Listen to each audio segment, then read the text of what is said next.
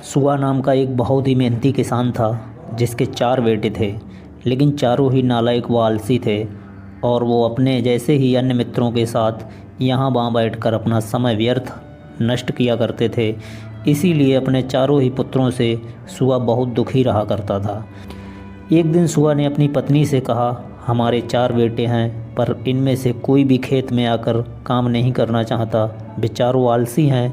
मेरे न रहने के बाद तुम सबका क्या होगा। सुआ की पत्नी ने सुआ को ढाढ़स बंधाते हुए कहा, आप यूं ही फिक्र करते हैं, समय आने पर ये चारों भी काम करने लगेंगे, आप चिंता मत करो। धीरे धीरे समय बीतता गया, लेकिन सुआ के पुत्रों में कोई परिवर्तन नहीं आया। सुआ भी अब काफ़ी बूढ़ा हो चुका था और पिछले कई दिनों से बीमार भी था। आखिर उसे एहसास हुआ कि अब वह ज़्यादा समय तक जीवित नहीं रह पाएगा। सो एक दिन उसने अपनी पत्नी को चुपके से कुछ समझाया और अपने चारों बेटों को बुलाने के लिए कहा। जब चारों बेटे उसके पास पहुँचे तो सुआ ने उनसे कहा, आज पूरे 10 दिन हो गए हैं मैं खेत पर काम करने नहीं गया हूँ। इस समय खेतों में बीज बोने का समय हो गया है और अब खेत में मैंने हल भी नहीं चलाया है। अब मैं बूढ़ा हो गया हूँ, मैं बीमार भी हूँ। अब मुझे तुम लोगों की मदद की ज़रूरत है, इसलिए मेरे साथ खेत पर चलो और मेरी मदद करो। लेकिन जैसे ही सुआ को उम्मीद थी कि वो चारों बेटों ने कोई ना कोई बहाना बनाकर खेत में जाने से मना कर दिया। फिर अंत में सुआ ने अपने चारों बेटों को समझाते हुए कहा, मैं जानता था कि तुम सभी बहुत आलसी हो, इसलिए तुम में से कोई भी मेरे साथ खेतों पर काम करने नहीं आएगा। लेकिन मुझे तुम चारों की बहुत चिंता है, इसलिए मैंने अपने संपूर्ण जीवन में तुम्हारे उज्ज्वल भविष्य के लिए समय समय पर जो कुछ भी बचाया है उसे सुरक्षित रखने के लिए मैंने खेतों में ही उसे गाड़ दिया है। अब मेरी ऐसी अवस्था नहीं है कि मैं स्वयं खेतों में गड़े धन को खोद कर तुम लोगों को दे सकूं, और मेरे जीवन का भी अब कोई भरोसा नहीं है।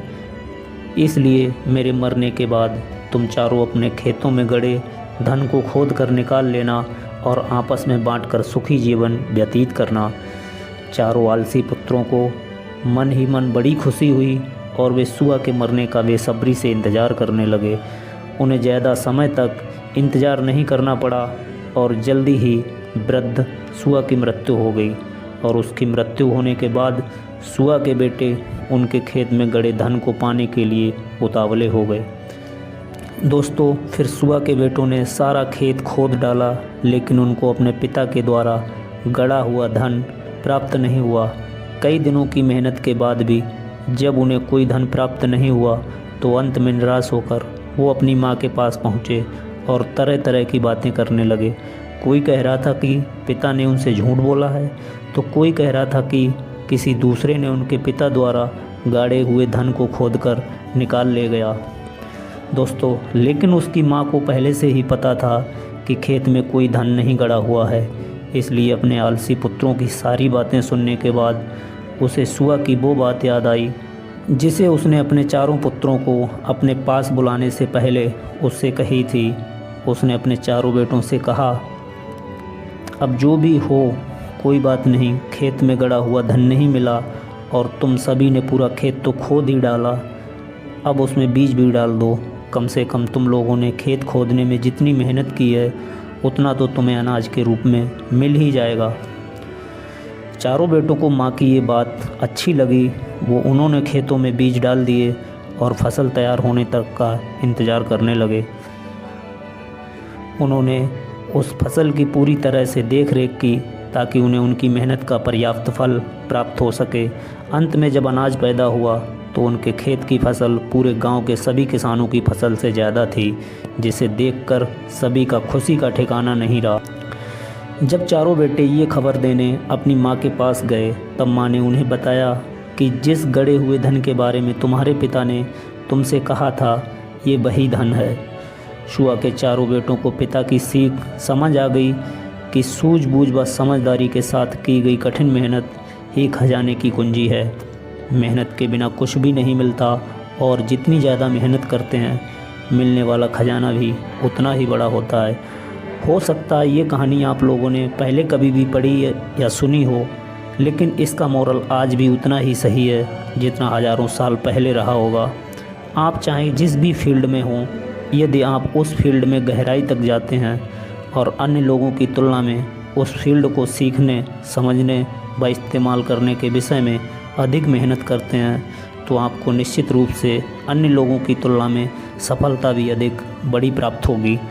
लेकिन यदि आप शॉर्टकट तरीके से अथवा बिना कोई मेहनत किए हुए सब कुछ आसानी से पा लेना चाहते हो, तो आलसियों के लिए दुनिया आज भी उतनी ही कठिन है जितनी पहले थी और भविष्य में भी होगी।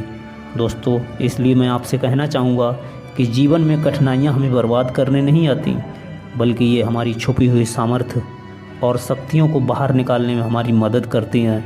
कठिनाइयों को ये जान लेने दो कि आप उनसे भी कई ज़्यादा गुना कठिन हो।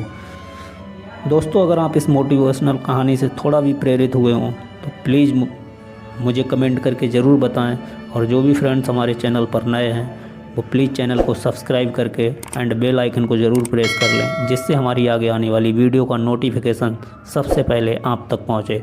तो मिलते हैं फिर किसी नेक्स्ट वीडियो में, तब तक के लिए जय हिंद, वंदे।